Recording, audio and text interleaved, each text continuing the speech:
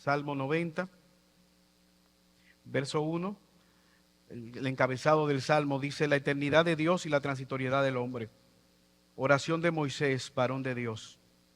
Señor, tú nos has sido refugio de generación en generación. Antes que naciesen los montes y formases la tierra y el mundo, desde el siglo hasta el siglo tú eres Dios. Vuelves al hombre hasta ser quebrantado y dices: convertíos, hijos de los hombres.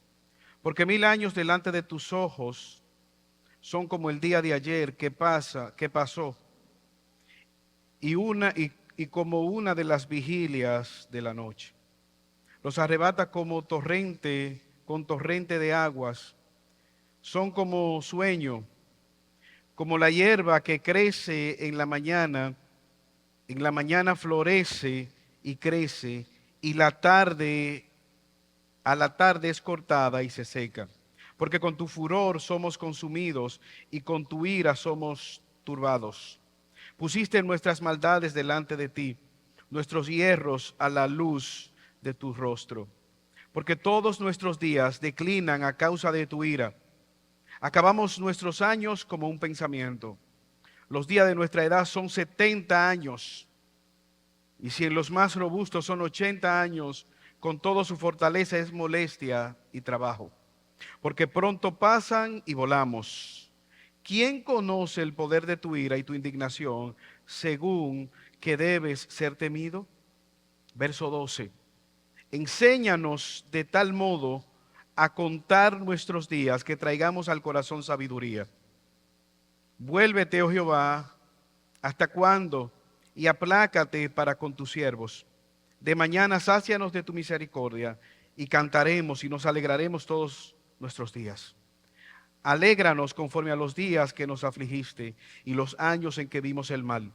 Aparezca en tus siervos tu obra y tu gloria sobre sus hijos. Sea la luz de Jehová nuestro Dios sobre nosotros y la obra de nuestras manos confirma sobre nosotros. Sí, la obra de nuestras manos confirma. Amante y buen Padre Celestial, alabado y bendecido sea tu nombre. A ti, Señor, sea la gloria por los siglos de los siglos. En esta mañana venimos delante de tu presencia, presentándote nuestras vidas. Tú la conoces, oh Señor. Desnudos estamos delante de ti. Nuestros pensamientos no están en nuestra mente, ya tú lo conoces. Por eso, Señor, te suplicamos que nos hables en esta mañana. Así como te adoramos con las alabanzas, con los cánticos, con las oraciones, permítenos adorarte escuchando tu palabra. Como tu rebaño necesitamos, oh Dios, ser alimentados por el buen pastor. Por eso, Señor, háblanos. Danos oídos que puedan retener tu palabra. Danos corazones de carne que puedan sentir, Señor, como tú sientes. Danos pies obedientes a la luz de tus verdades. Y si en esta mañana hay alguien que no te conoce, que pueda ser traído a novedad de vida, porque te lo pedimos por los méritos de Jesús. Amén. Hace algunos meses, en esta ciudad, una joven estaba en una heladería comiendo helados con sus hijos, 2 jovencitos, 2 adolescentes.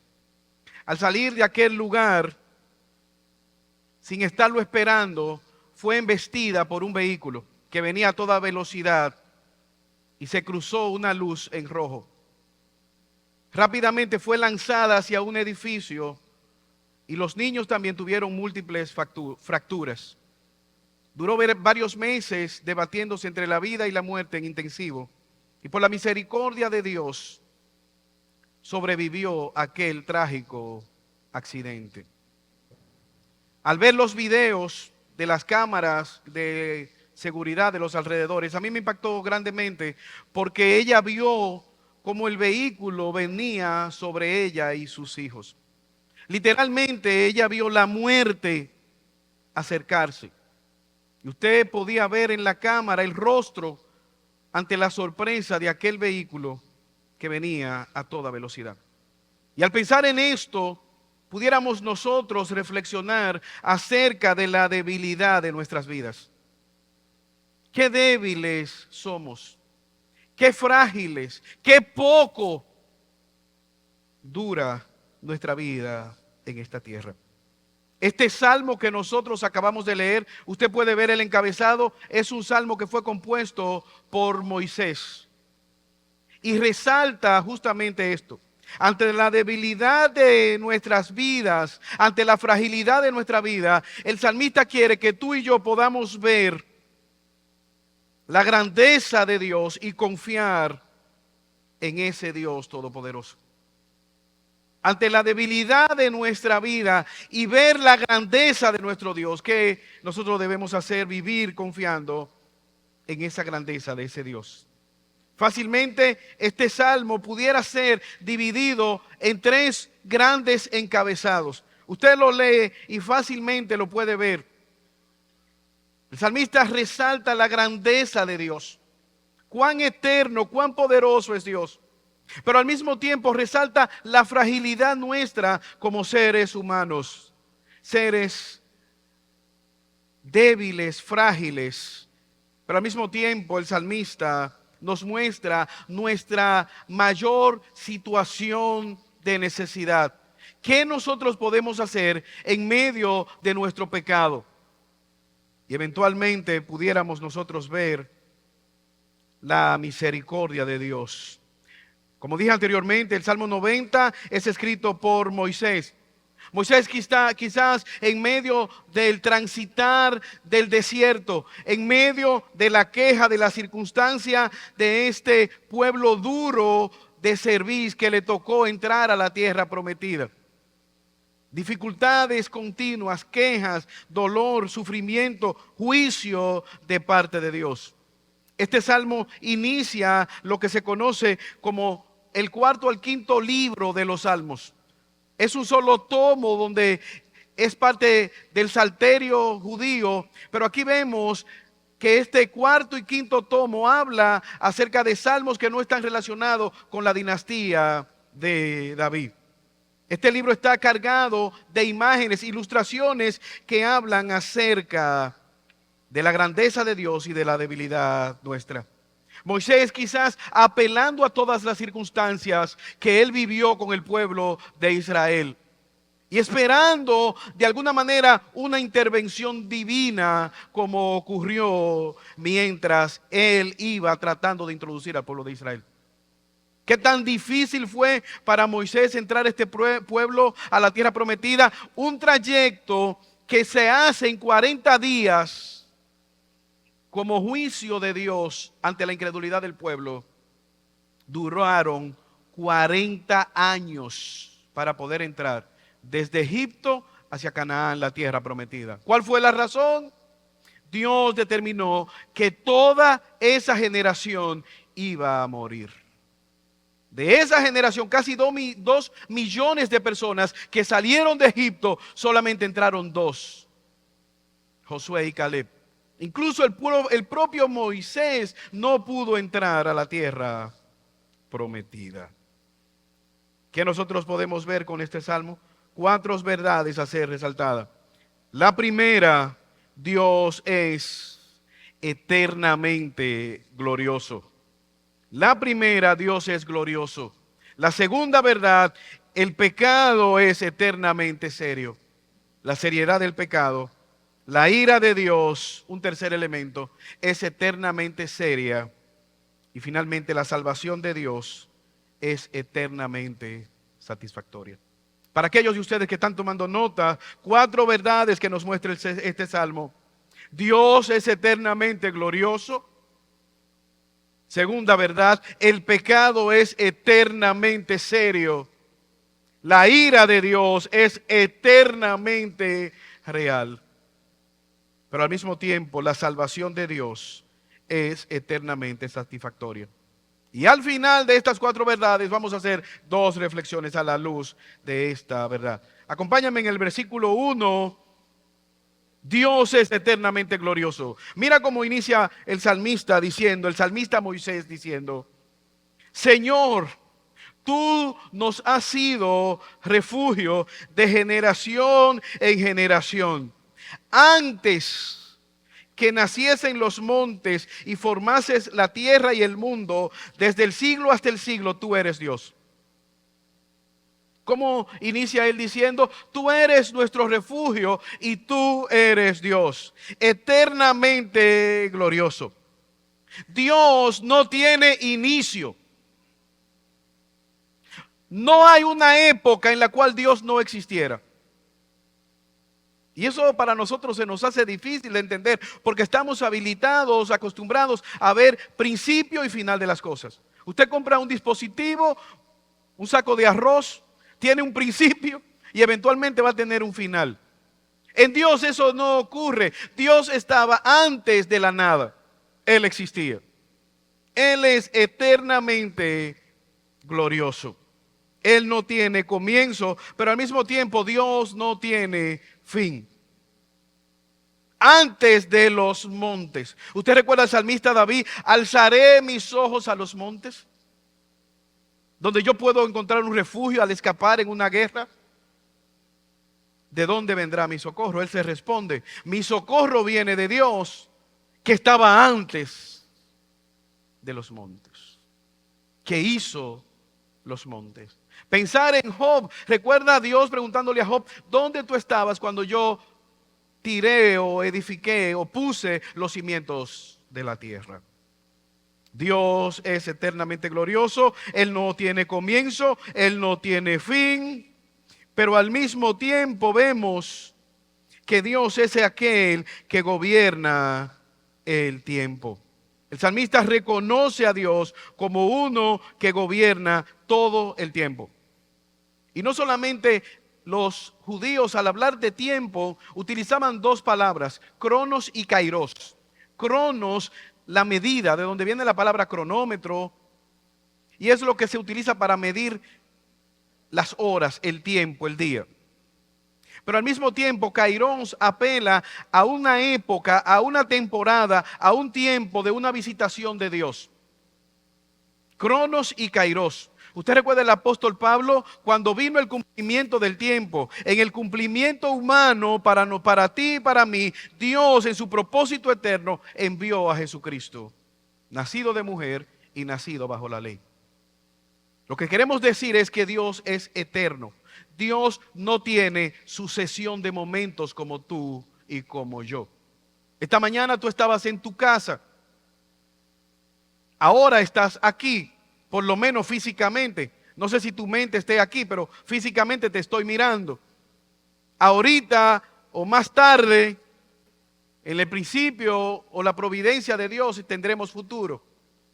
Sucesión de momentos, pasado, presente, futuro. Dios no tiene sucesión de momentos. Él tiene un eterno presente.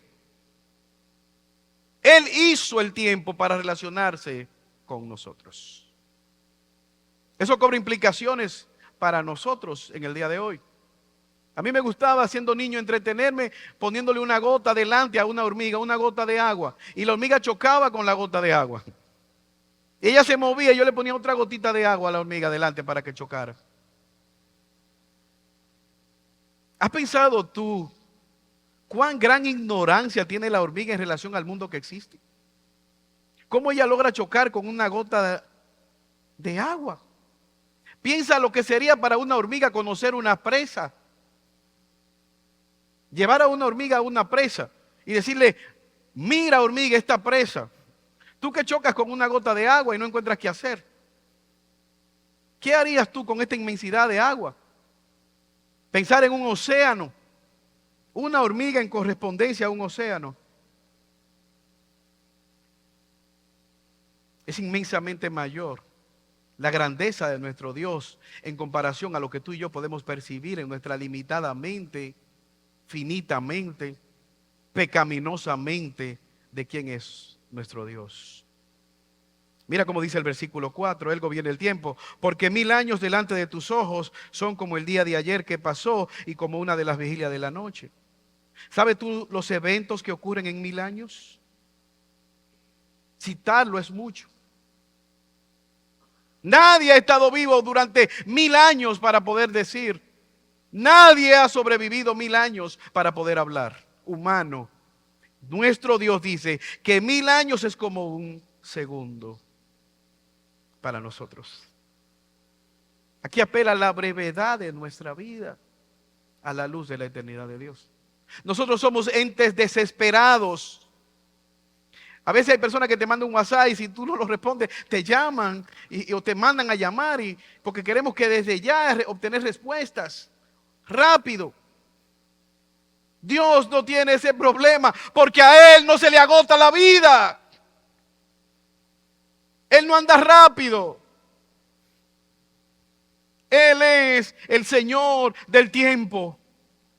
Ese es el autor del Salmo que estamos meditando. Ese es el Dios que Moisés conoce. Ese es el Dios al cual tú y yo le servimos. ¿Cómo somos nosotros? Débiles. A mí me llama la atención cómo Él compara la grandeza de Dios y compara nuestra debilidad. Nosotros somos como polvo, nosotros somos quebradizos, neblina. Versículo 3. Vuelves al hombre hasta ser quebrantado. 1000 años delante de tus ojos es como si fuera un segundo, como una vigilia de la noche. Ni siquiera la noche completa. Tú eres el que gobierna todas las cosas y nosotros somos débiles, sujetos al tiempo. Yo te pregunto, ¿has pensado tú en esa grandeza de Dios? ¿En esa inmensidad de Dios? Dios nunca ha celebrado cumpleaños. Dios no nació. Él siempre ha existido. Él gobierna todas las cosas. ¿Conoces tú a ese Dios? ¿Le adoras? ¿Estás sometido tú en esta mañana a ese Dios que gobierna todas las cosas, que es eternamente glorioso? Ahora, hermano, piensa por un momento, ¿qué hacemos nosotros con tener una mera información? En saber esa gloriosa información acerca del poder, de la divinidad, de la majestad de Dios. ¿De qué serviría esto si no tuviéramos cercanía con nuestro Dios? ¿Sabes quién es ese Dios? Moisés dice, ese Dios es nuestro refugio. Ese Dios es mi lugar seguro. Ese Dios es aquel que yo puedo acudir en medio de los momentos difíciles de la vida. Dios es mi refugio. Dios es mi seguridad. Aquel que es eternamente glorioso. Yo te pregunto en esta mañana, ¿dónde está tu seguridad? ¿O qué es aquello que te da seguridad? ¿Qué es aquello que si te fuera quitado, tú perdieras el gozo? ¿Qué es aquello si tú lo tuvieras? Si yo tuviera esto, yo estuviera tranquilo. ¿Dónde está tu seguridad? ¿Sabes cómo es definido Dios? Es un Dios que protege de generación en generación. No es un Dios circunstancial. Yo recuerdo una reflexión que hizo un presidente de la República, salió en un periódico de circulación nacional. Él decía que en un mismo día, él iba camino, saliendo de su casa al Palacio Nacional, y tenía franqueadores que iban abriéndole paso para no tener que pararse en los semáforos ni tapones. Pero que ese mismo día, ya eso de las 12 de meridiano, al mediodía, él venían conduciendo y alguien le estaba tocando bocina. Y él preguntó, ¿qué es lo que pasa? No, lo que pasa es que tenemos que orillarnos, porque ahora viene una comitiva del otro presidente. Y ahora usted tiene que quitarse del medio. Tenemos que quitarnos del medio para que pase el presidente electo. Ya ahora los franqueadores no están delante de usted, están delante del que ha sido escogido como presidente. La brevedad de la vida, la transitoriedad, la inseguridad a veces de lo que tú y yo podemos pensar que puede darnos seguridad. ¿Qué tiempo es Dios nuestro refugio? El versículo 1 dice, de generación en generación. Hermanos, no se hacen elecciones para escoger un nuevo Dios. No hay duda de quién gobierna todas las cosas. Que tú lo sepas es otra cosa. Que tú te sometas, que tú quieras creerlo, es otra cosa. Pero en la eternidad se sabe quién es el único que gobierna todas las cosas. Y ese es el refugio de generación a generación. Ante la fragilidad humana, ante la debilidad del ser humano, ante las imperfecciones nuestras, Dios es un refugio seguro. ¿Lo conoces? ¿Le sirves? ¿Estás tú confiando en Él? En mi casa, en la parte lateral de la nevera, hay unas fotos de familiares, algunos de los cuales ya no están físicamente, han muerto. Pero yo pensaba, imaginen a alguien que no conoce el hábito que quizás tenemos algunos latinos o dominicanos de poner fotos de familiares en la puerta lateral de una nevera.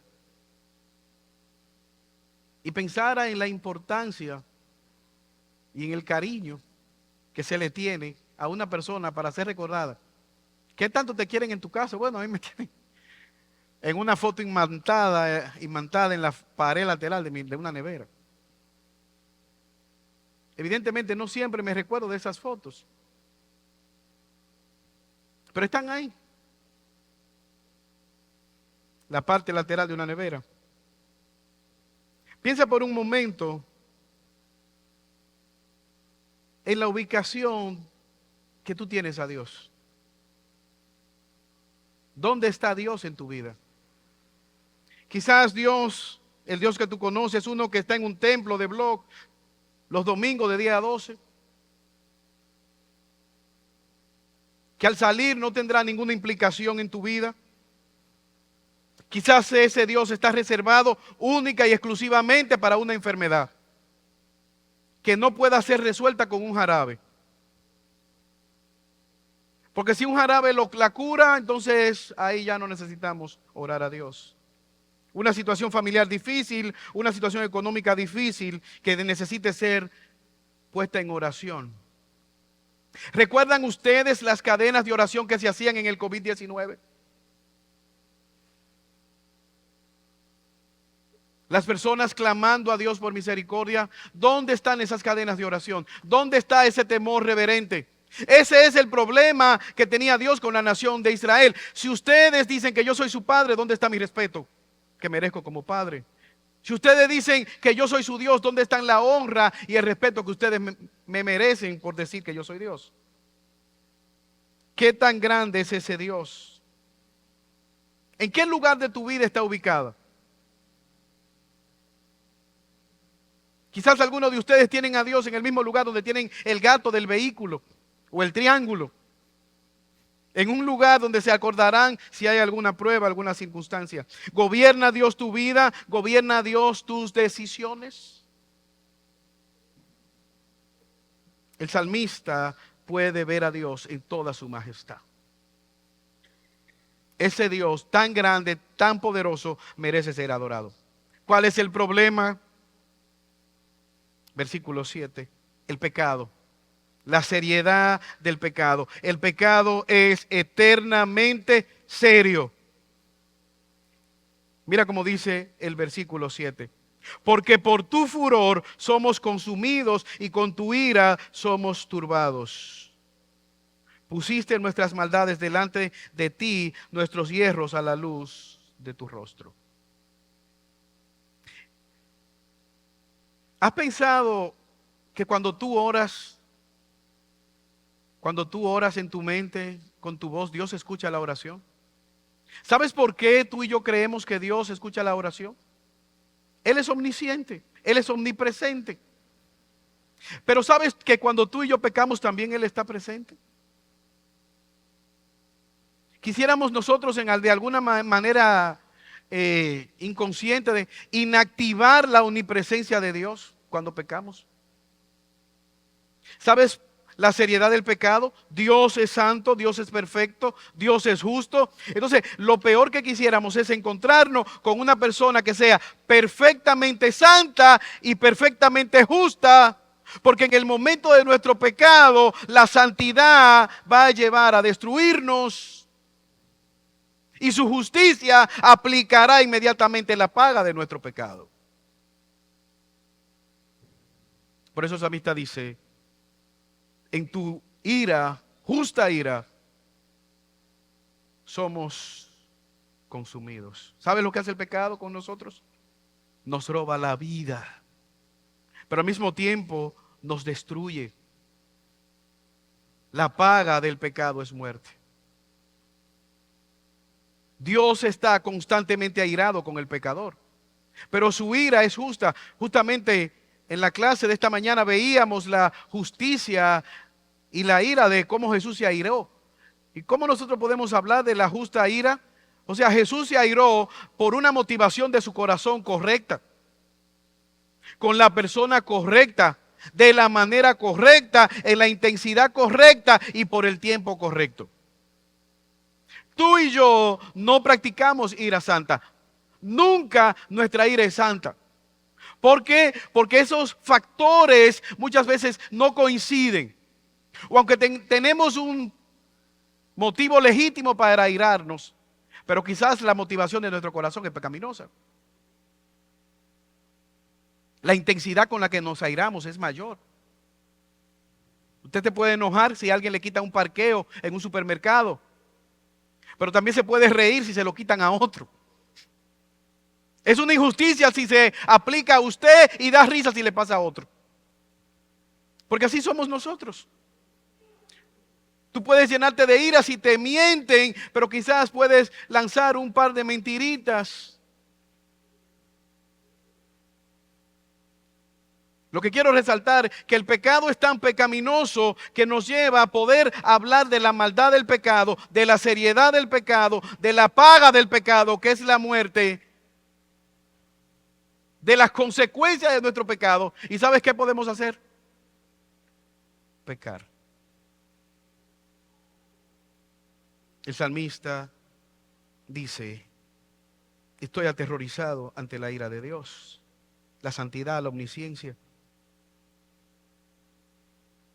Sabes, en la presencia de Dios no necesitaremos fiscales. Nuestra propia conciencia nos acusa. Nos dice que somos pecadores, somos turbados. ¿Cuál es la situación? El pecado. Fuimos creados para vivir en comunión íntima con Dios. Génesis. Creados a imagen de Dios, anhelando a Dios, compartiendo con Dios, obedeciendo a Dios, disfrutando a Dios, deleitándonos en la creación de Dios. ¿Qué ocurrió? Entró el pecado. Y con el pecado, la muerte.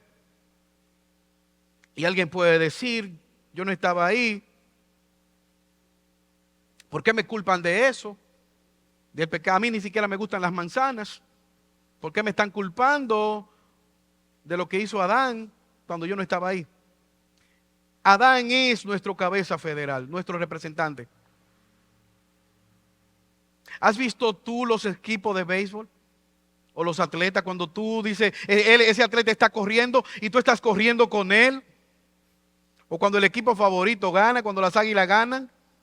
Ganó las águilas, participó las águilas. Ganamos, participamos, corrimos. Cuando pierden, perdieron ellos. No, también perdemos nosotros. Ahora, a nadie se le ocurre decir, yo puedo jugar mejor. Es más, yo puedo correr mejor que Marilady Paulino o que Félix Sánchez. Mándenme a mí. No, a nadie dice eso. porque son los mejores atletas de nuestra nación. Adán era perfecto. Él era el mejor representante de la humanidad antes de Génesis 3 cuando pecó. Y en Adán todos nosotros pecamos. Él nos representa. Él es el cabeza federal. Un segundo ejemplo, pensar en los gobernantes. Cómo un presidente puede decidir una nación si va o no a la guerra.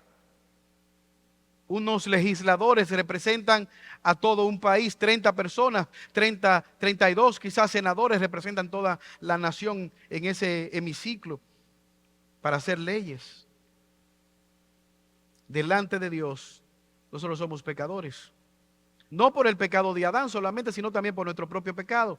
Es nuestra naturaleza. El salmista puede decir, en pecado me concibió mi madre. La ira justa de Dios está sobre nosotros. Pero al mismo tiempo vemos la brevedad de la vida como un suspiro. Nuestros años se van relativamente pequeño. Nuestra vida es simple, pasajera, un soplo, una neblina. Piensen por un momento si alguien preguntara acerca de las características de un ejército y la respuesta fuera, somos como hierba que crece en la mañana. Versículo 6, que florece y crece en la tarde. ¿Qué tan fuerte es ese ejército? Oh, ese ejército es tan poderoso como una flor, como una rosa. ¿Qué tantas capacidades para pelear tienen? Ah, como una neblina, tan sólido como una neblina. ¿Pudieras tú confiar en un ejército así? Así nosotros somos comparados delante de Dios. Así nos mira en nuestra condición de pecado. La ciencia habla ahora del envejecimiento digital. Quizás usted no ha escuchado este término, pero ¿qué está hablando el envejecimiento digital? Es el resultado de la exposición a dispositivos electrónicos.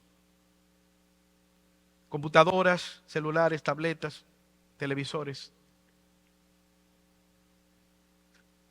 Desde 2017 se está analizando el daño y se dice que es más dañino o que causa más daño en nuestra piel que los mismos rayos ultravioleta del sol.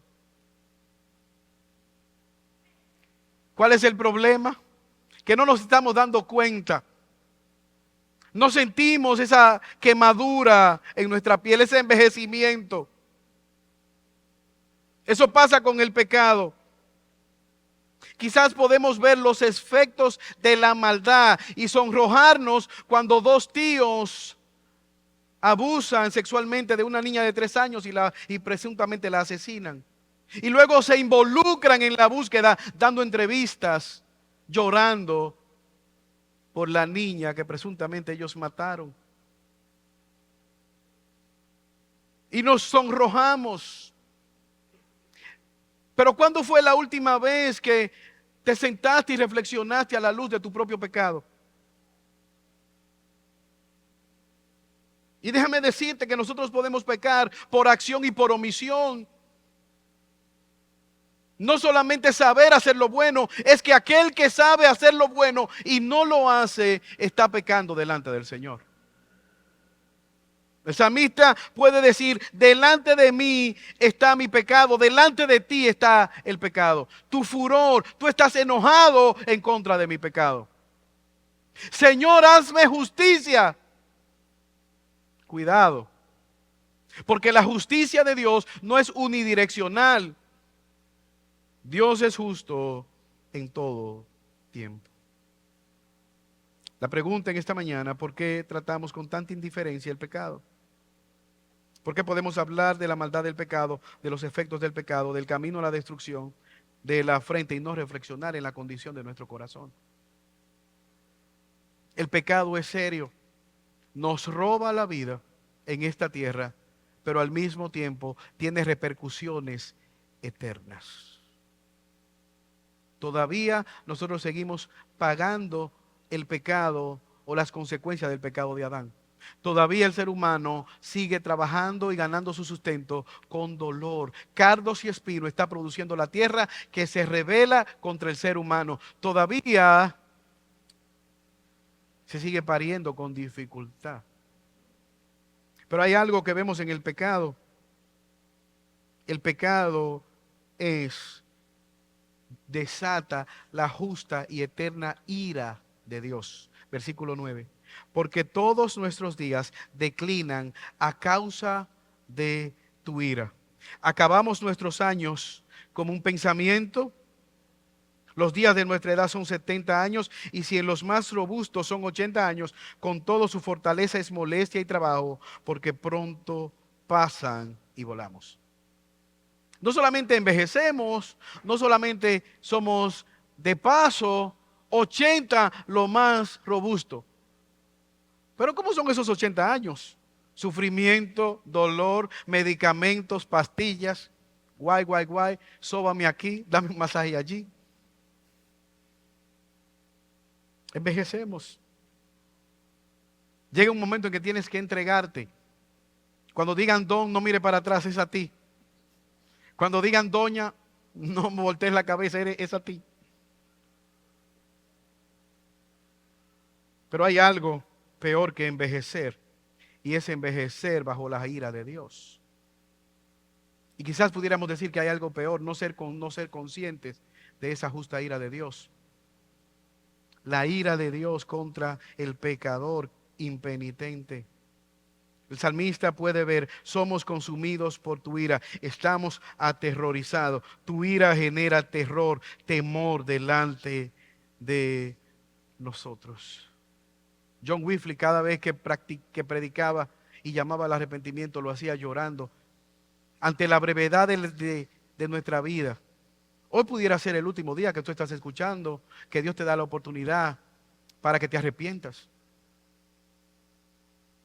Jonathan Edwards decía que el pecador impenitente es alguien que está como una araña encima de un volcán.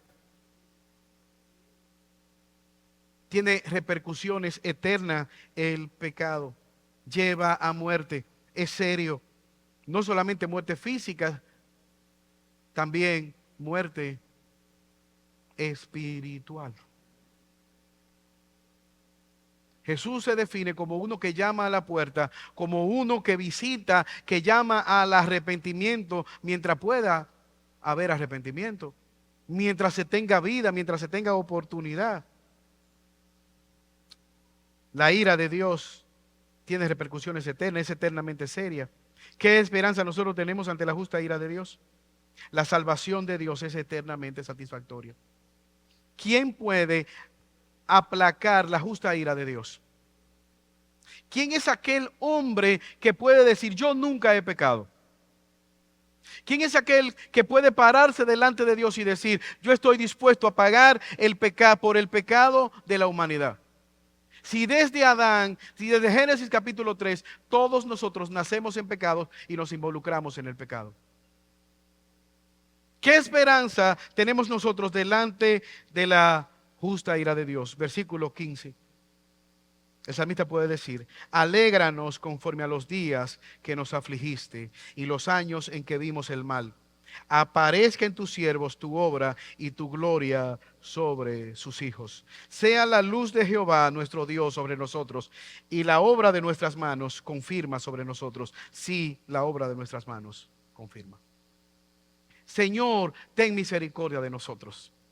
Así como en cada evento de pecado manifestado durante nuestra trayectoria en el desierto, en la cual íbamos a ser devastados justamente, así como cuando nos elevamos en ira, en murmuración, y vinieron aquellas serpientes venenosas, tú levantaste en tu misericordia una serpiente de bronce, y todo aquel que mirara era salvo. Aquella serpiente, así como cada vez que pecábamos sobre el alimento, sobre el agua, tú tenías misericordia de nosotros. Una vez más, en medio del furor de tu ira, en medio de nuestro pecado, que tu ira sea aplacada por tu misericordia.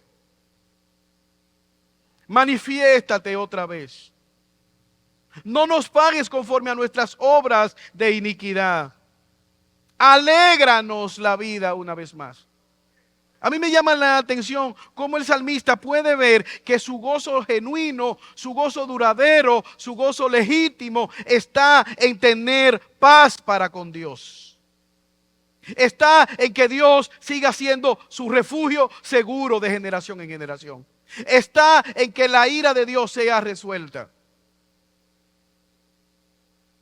¿Cómo puede él encontrar refugio?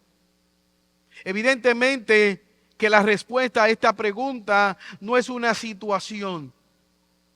Evidentemente no es un lugar.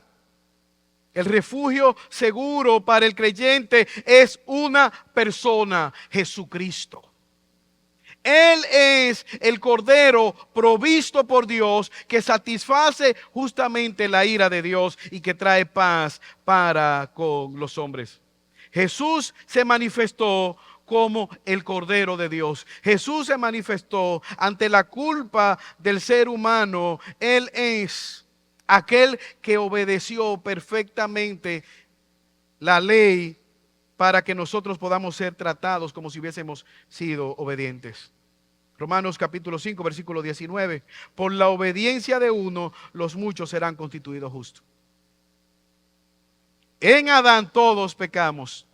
Por la obediencia de Cristo imputada en nuestro favor, todos nosotros tenemos esperanza. Pero el Hijo de Dios ha venido a traer la verdad. Jesús se definió como la verdad. El problema no solamente era que nosotros pecamos, es que no tenemos la información, no tenemos la verdad, la palabra correcta. Usted ve personas que dicen, mira, esa situación de salud se te quita con 3 hojas de esto y un rábano de qué sé yo cuánto. ¿Cómo lo sabes? ¿Qué estudio avalan esas hojas sirviendo? ¿Cómo tú sabes que estás bien delante de Dios? ¿Quién te lo dice? La única ofrenda que Dios recibe es la de su propio Hijo en la cruz del Calvario.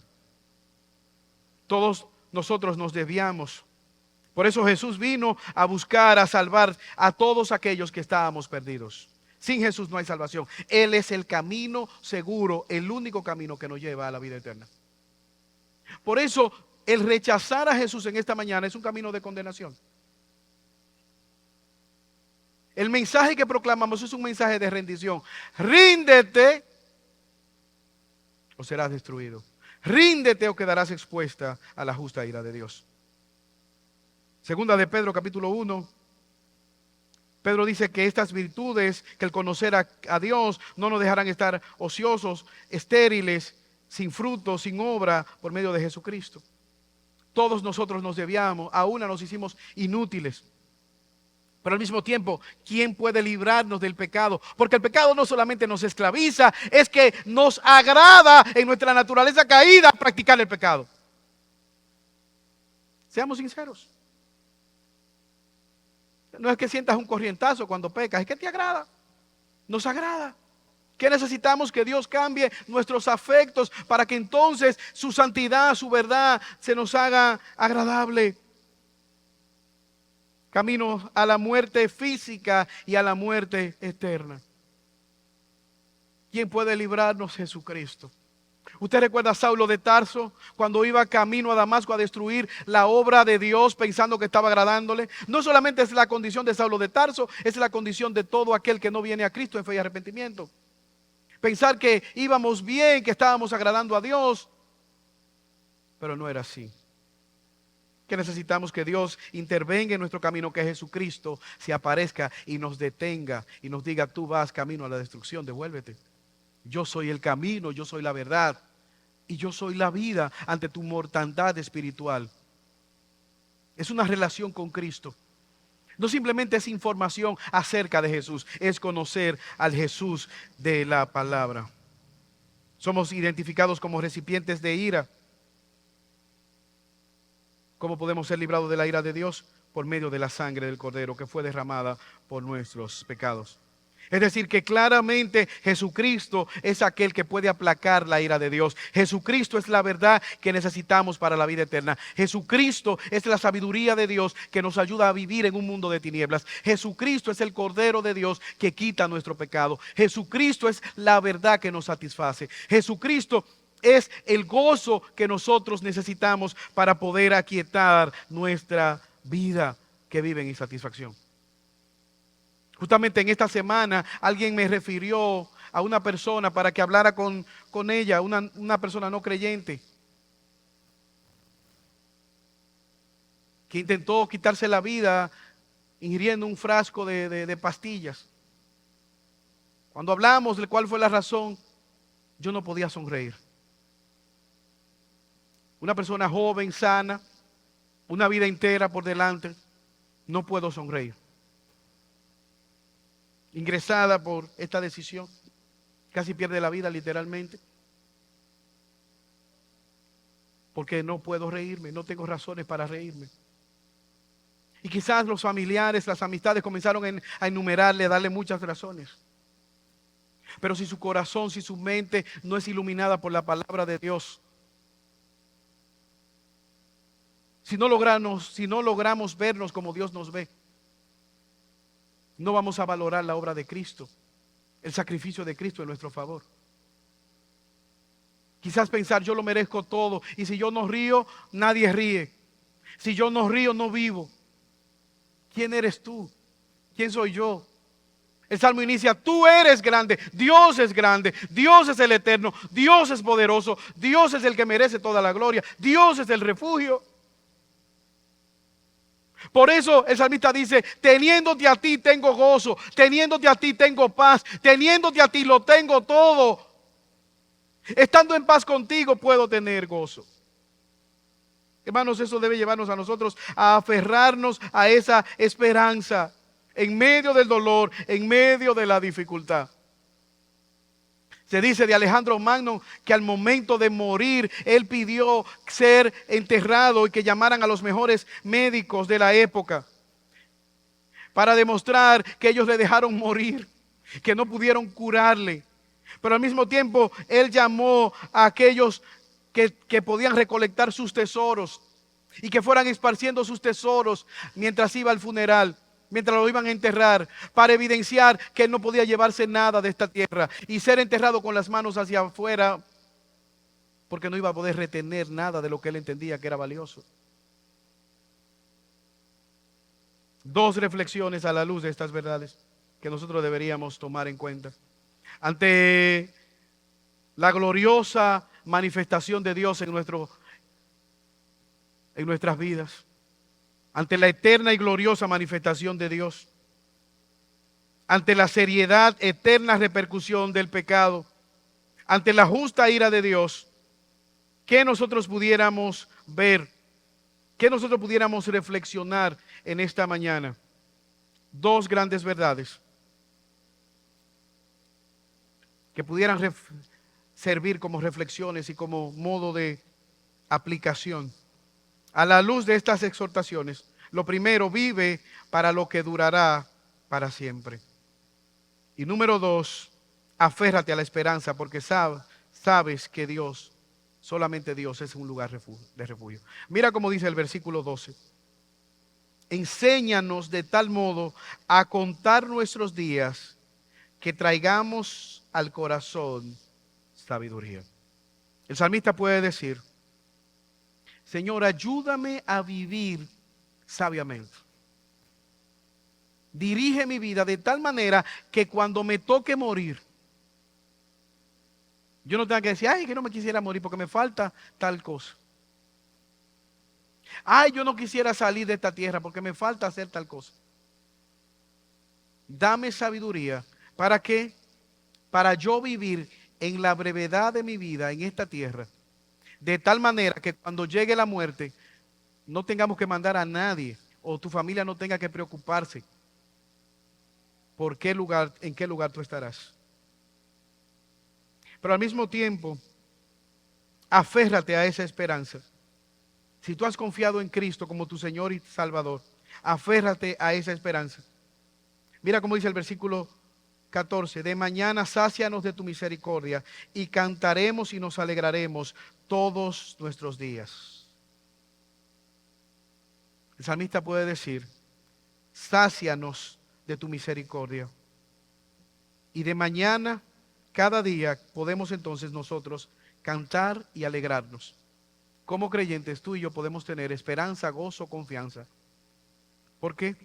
Porque hemos mirado a ese Dios eterno, a ese Dios eternamente glorioso, que nos ha ayudado, que nos ha librado de las consecuencias del pecado, de su justa ira, que ha provisto de manera satisfactoria en Cristo todo lo que nosotros necesitamos. Vive para lo que dura para siempre. Y si eres creyente, aférrate a esa esperanza que tenemos en Cristo Jesús. En 1972, un vuelo que iba en Estados Unidos, desde Miami a Nueva York, de repente al aterrizar, se dieron cuenta que el bombillo, la luz del tren de aterrizaje no estaba encendida. Entonces, el encargado de mecánica trató de cambiar o de ver qué pasaba. Si realmente era un problema de que la bombilla no estaba encendida, o era que el tren de aterrizaje no había descendido. ¿Cuál era la razón de que aquella bombilla no encendiera? El ingeniero de vuelo se involucró, otro miembro de la tripulación se involucró para ver qué estaba pasando. El avión comenzó a dar vueltas alrededor de los Everglades en Miami. Todos los ojos de la tripulación en un momento dado estaban pendientes en aquel zócalo, en aquel bombillo. Ninguno de ellos se dieron cuenta de que el avión comenzó a descender.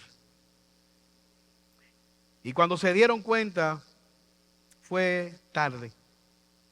99 personas perdieron la vida de los 176 tripulantes que iban a bordo. Se hizo la investigación, el informe de la Asociación Norteamericana de Transporte determinó que aquel accidente fue el resultado de que la tripulación estuvo en los últimos 4 minutos exclusivamente concentrada en aquel bombillo que no prendía. Y se olvidaron o violentaron una de las principales normas al momento de volar un avión. ¿Cuál es esa norma mientras un avión está en el aire? No olvidarse de pilotar el avión. Ellos se olvidaron de pilotar el avión porque estaban ocupados viendo aquel bombillo que llamó aquella tripulación. La tripulación momentáneamente se olvidó de volar el avión y 99 personas perdieron la vida. En esta vida tú pudieras hacer muchas cosas. Pudieras invertir los latidos de corazón en muchas cosas. No te olvides de que Dios es eternamente glorioso, de que el pecado es eternamente serio, de que la ira de Dios es eternamente real, pero al mismo tiempo no te olvides de que la salvación que tenemos en Cristo es eternamente satisfactoria. En Cristo tenemos todo lo que necesitamos. Señor, gracias por este tiempo. Gracias por tu palabra. Ayúdanos, oh Señor, podamos orar como oraba el salmista. Ayúdanos a contar nuestra vida, nuestro tiempo, nuestros latidos de corazón, de tal manera que al hacer un resumen de vida podamos obtener sabiduría. Tú eres un Dios misericordioso que te deleitas en salvar. Trae convencimiento de pecado por medio de tu Espíritu Santo al aplicar tu palabra en nuestras vidas, porque te lo pedimos por Jesús. Amén.